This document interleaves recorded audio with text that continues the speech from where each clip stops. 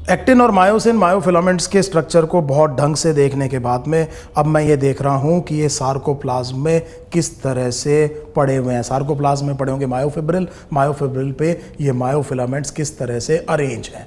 So we are looking at one of the key topics of this particular chapter, the formation of what is called as the functional unit of muscle contraction which is called as the sarcomere।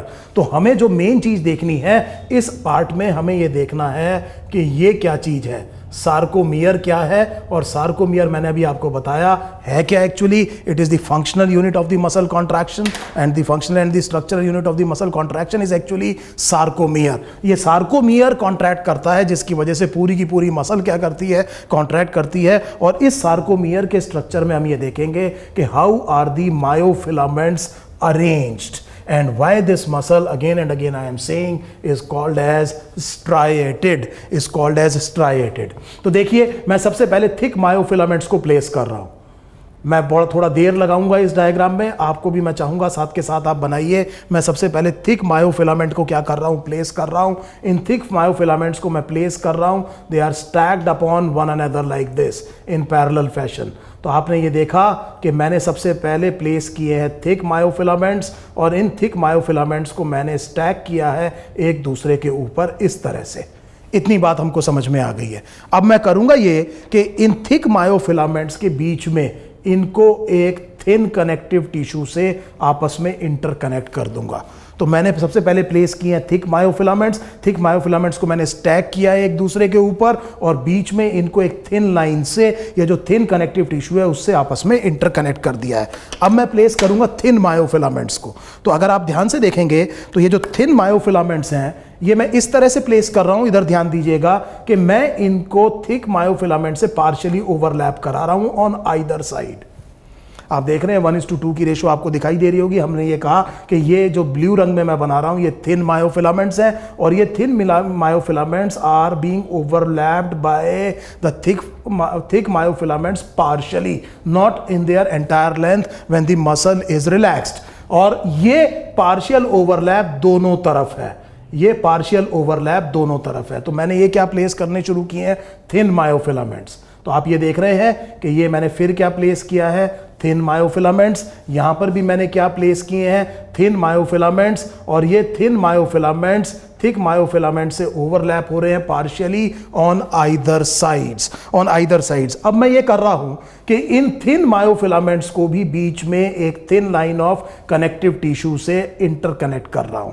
तो आपने देखा कि मैंने पहले बनाए thick myofilaments, thick myofilaments से partially overlapping region आपको दिख रहा है, दोनों तरफ मैंने बनाए हैं थिन मायोफिलामेंट्स। थिक मायोफिलामेंट्स को बीच में मैंने एक कनेक्टिव टिश्यू लाइन से पकड़ा है और थिन मायोफिलामेंट्स को भी मैंने एक बीच में कनेक्टिव टिश्यू लाइन से पकड़ा है। This is very very simple to understand. फिर मैं ये देखूंगा कि यहां से कुछ ओवरहैंग्स एक्टिन की तरफ आ रहे होंगे। आप मायोसिन का स्ट्रक्चर पढ़ चुके हैं, आपको पता है कि ये ग्लोबुलर हेड है किसका, मायोसिन का, जो कि किसकी तरफ आ रहा है, एक्टिन की तरफ आ रहा है। In the region of the partial overlaps we are seeing some overhangs coming from myosin and going towards the actin myofilaments. You can easily see, and please understand the direction that I am making is very important। आप देख रहे हैं मैंने सबको एक ही direction में नहीं, आप ये देख रहे हैं थोड़े थोड़े डिफरेंट है इस तरह से। अगर आप इमेजिन करना चाहें जब ये मायोसिन मायोफिलामेंट्स इस एक्टिन को पकड़ लेंगे, तो मैंने आपसे कहा था ये जगह हिंजेस है, तो जब ये हिंज ऐसे मूव करेगी तो ये मायोफिलामेंट ऐसे आएगा, ये मायोफिलामेंट ऐसे जाएगा, तो ये एक्टिन किसकी तरफ आएगा, इस लाइन की तरफ आएगा। सेम ऐसे ये एक्टिन किसकी तरफ आएगा, इस लाइन की तरफ आएगा और इसकी लेंथ क्या हो जाएगी, कम हो जाएगी। अब इधर देखेंगे हम, यहां पर फिर इस अरेंजमेंट को रिपीट करेंगे। यहां पर क्या आने चाहिए, थिक फिलामेंट्स, और फिर इसके आगे आप समझ सकते हैं कि इन थिक फिलामेंट्स के आगे फिर पार्शियल ओवरलैप में क्या होगा, थिन फिलामेंट्स, और यहां पर फिर क्या आएंगे, थिक मायोफिलामेंट्स आएंगे। तो पहली चीज तो मैं ये सीखा कि इस मसल फाइब्रिल में, मायोफिब्रिल में जो मायोफिलामेंट्स है वो थिक और थिन ऑल्टरनेटिवली प्लेस्ड है और थिन और थिक के बीच में पार्शियल ओवरलैप है। पार्शियल ओवरलैप के रीजन में कुछ ओवरहैंग्स जो है वो मायोसिन फिलामेंट से किसकी तरफ आ रहे हैं, एक्टिन मायोफिलामेंट्स की तरफ आ रहे हैं। I hope this arrangement is pretty clear to everybody. Now what we are saying that this particular thing, ये जो मैंने कनेक्टिव टिश्यू बोला था जो कि थिन मायोफिलामेंट्स को बीच में पकड़ रहा है, इसको हम कहेंगे जेड लाइन, इसको हम कहेंगे जेड लाइन। तो ये भी क्या हो गई, जेड लाइन। और ये जो रेड कलर में मैंने बनाया है इसे हम कहते हैं एम लाइन, जो कि थिक मायोफिलामेंट्स को सेंटर में इंटरकनेक्ट कर रहा है। तो इसको इंटरकनेक्ट करने वाला एम लाइन, इनको इंटरकनेक्ट करने वाला हमने क्या कहा, Z line. And the area between two Z lines, the area between two Z lines is the functional unit of the muscle contraction and is called as the sarcomere. This is sarcomere.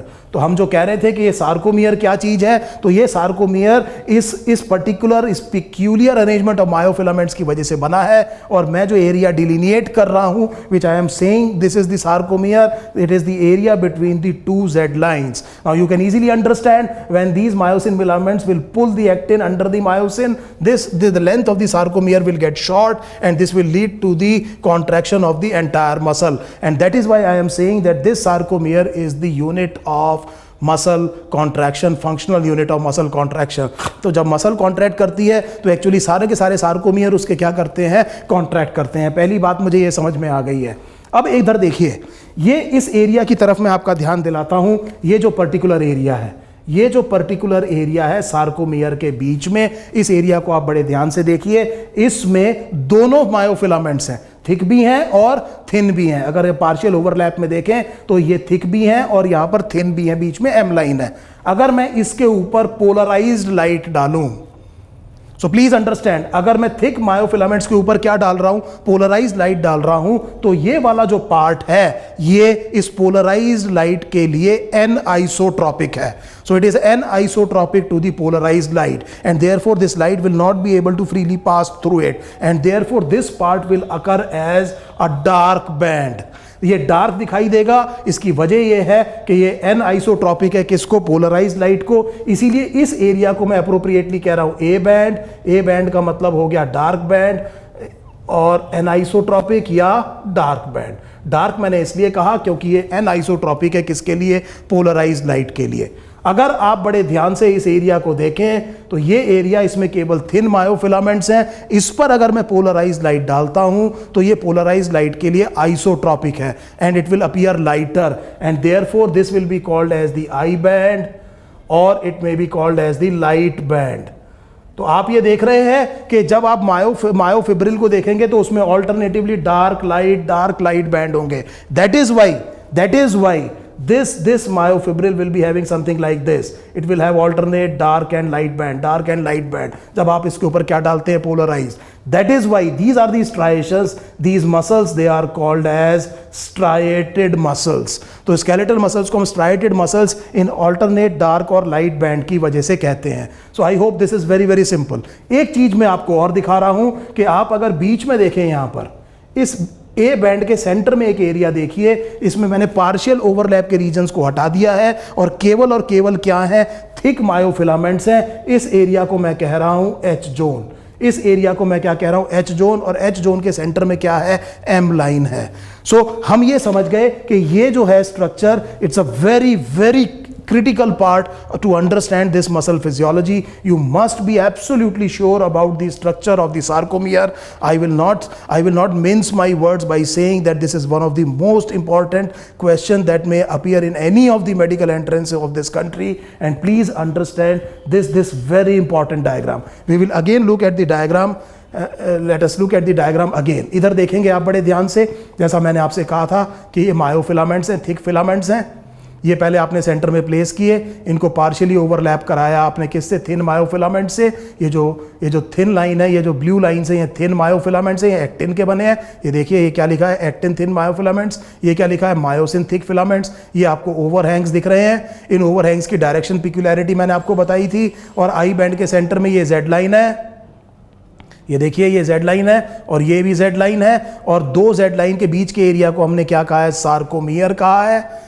और अगर आप इस area को देखें तो इसको आपने A band कहा है। A band is anisotropic and dark band, इसमें थिक भी है और थिन मायोफिलामेंट्स भी है। इसके सेंटर में आप देख रहे हैं एच जोन, इस डायग्राम में जो नहीं दिखाया हुआ है वो यहाँ पर एम लाइन होगा। और इस पर्टिकुलर पार्ट को आपने क्या कहा है, I band. I band is exclusively made up of the thin myofilaments. So please understand, this is the region of the overlap. Where are you seeing the overhangs coming from the myosin towards the actin filaments, and you can easily understand they will have affinity for the active site on the actin filaments and will be very important during the muscle contraction. So I hope this is very simple. तो अब हम ये sarcomere के diagram को समझ चुके हैं। हम ये भी देख चुके हैं कि हर एक सार्कोमियर का अपना ए बैंड होगा। Each sarcomere will have its own A band, but the I band will be shared by two adjacent sarcomeres. I band will be shared by the two adjacent sarcomeres. तो अब हम इस myofilament के बाद में ये देखते हैं कि एक्चुअली ये मायोफिब्रिल का स्ट्रक्चर आपको कैसा दिखाई देगा।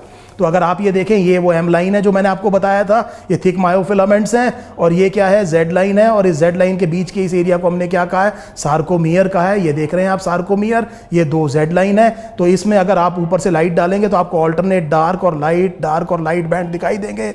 इसीलिए मैं स्केलेटल मसल को क्या कह रहा हूं, स्ट्राइएटेड मसल कह रहा हूं। I hope you have absolutely understood this basic structural physiology of the skeletal muscle. Now in the next part we will come to the muscle contraction. अब हम ये देखेंगे कि इसके पूरे स्ट्रक्चर को समझने के बाद में कि ये मसल एक्चुअली कॉन्ट्रैक्ट कैसे करती है। Thank you.